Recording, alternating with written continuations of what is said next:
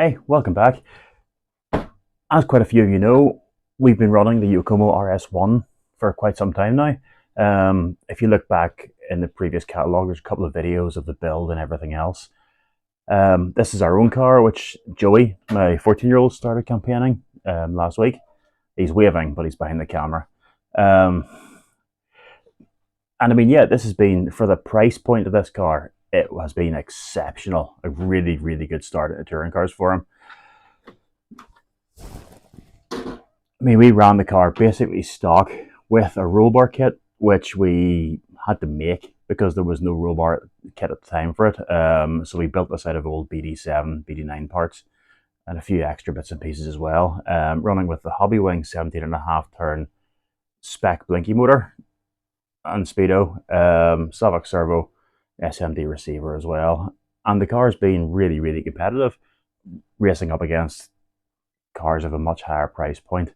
And it's been really, really reliable. I broke the shark fin on one of the early runs, and that's been the only real breakage we've had to do, had to replace. But now, as a lot of you know, and why a lot of you are tuning in, this has now been superseded by the RS2.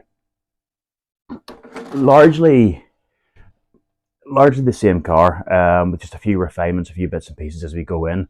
We're going to build this car with exactly the same electronics package as the RS1 has in it, and we're going to run them side by side at our next UMCC meeting to see just where the differences are and if we can see the difference going from the fiberglass to the resin chassis. So yeah, everything's in front of us now. We're going to run ProTech servo, Hobbywing 17.5 turn brushless combo set, and the SMD receiver, exactly the same as the other car. First thing to do then is to show you what's in the box and what differences we can see before we even start building it and go from there. The first big change in the RS2 is coming from an injection molded plastic chassis rather than a fiberglass platform. And it was one thing that sort of made me think about how rigid it's going to be going forward. The truth is, really, really rigid, even with a top deck on it. What's nice about this is going forward, you have pretty much a sealed chassis from the underside. You can see the cutout there for the differential, which means you're not going to get debris flying up from underneath. It should make the car a more suitable solution for somebody who's not racing and just enjoying a car. It should be a good setup from there. Delving into the box then, usual Yokomo paraphernalia, instruction manual, which is, you know, although not quite up to what you'd expect from Tommy, it's still really, really good, clear, concise technical drawings, quite easy to follow.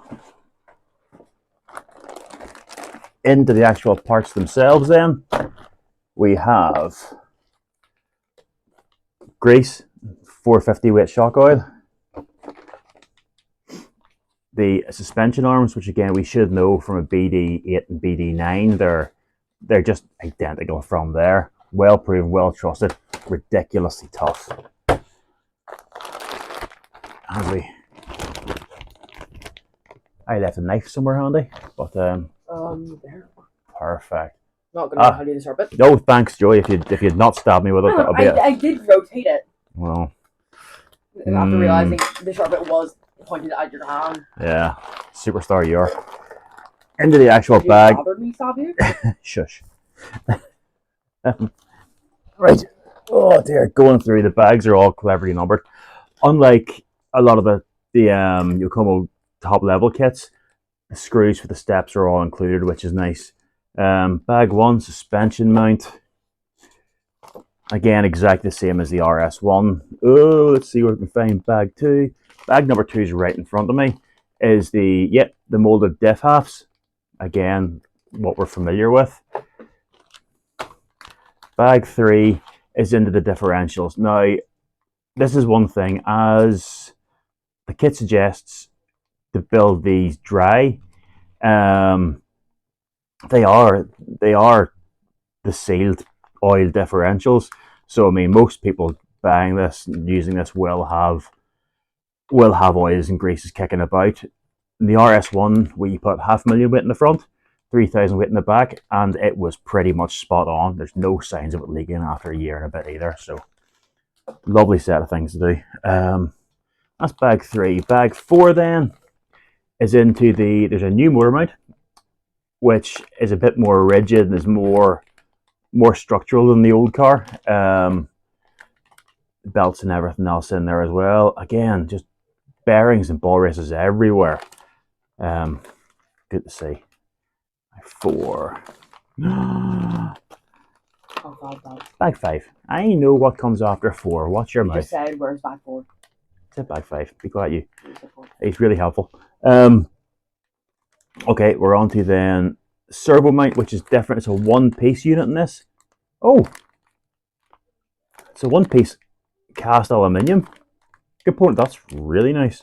Again, the motor guard and stuff, so you can run brushed and brushless motors as well. Bag 5. Bag 6 is the new resin top decks for the car. Again, really nice and stiff. I'm looking forward to getting this built and seeing just how stiff the chassis is in comparison to the old car. And my MS1's kicking here as well.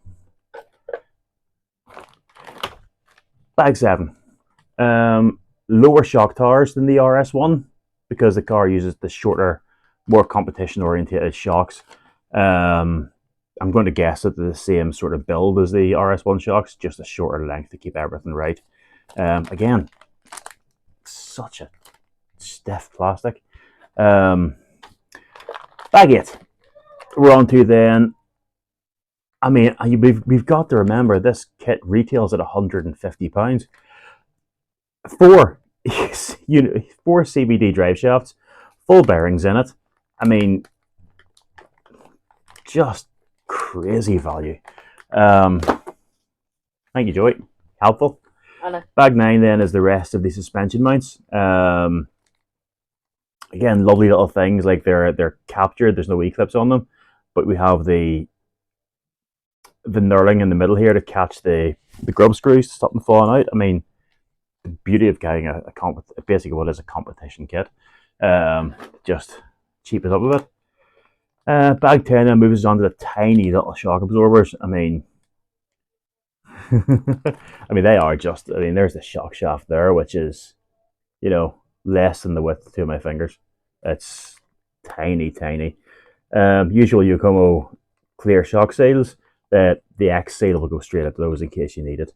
And the beauty of the shorter shocks is it uses all the same springs from the MS1. Bag 10. Bag 11 is onto the bumper bits and pieces. That looks exactly like what we have already. No strange starting there. And bag 12, what would I do without them? Bag 12 is where we see another major advantage, to be fair, over the RS1, is the ability to run both full size lipos and an option for shorties as well. It's quite a nice thumb twist operation for that as well, which means you're not having to go down the route if you want to run shorties in a competition car. It's an expensive shorty conversion. This won't. This will just bolt straight in and allow you to run it from there. Yeah, bag 12. Bag 13. It's one bag left, Joey. I know which way I was going. Right. Sure? You'll see him in the news next. We're missing.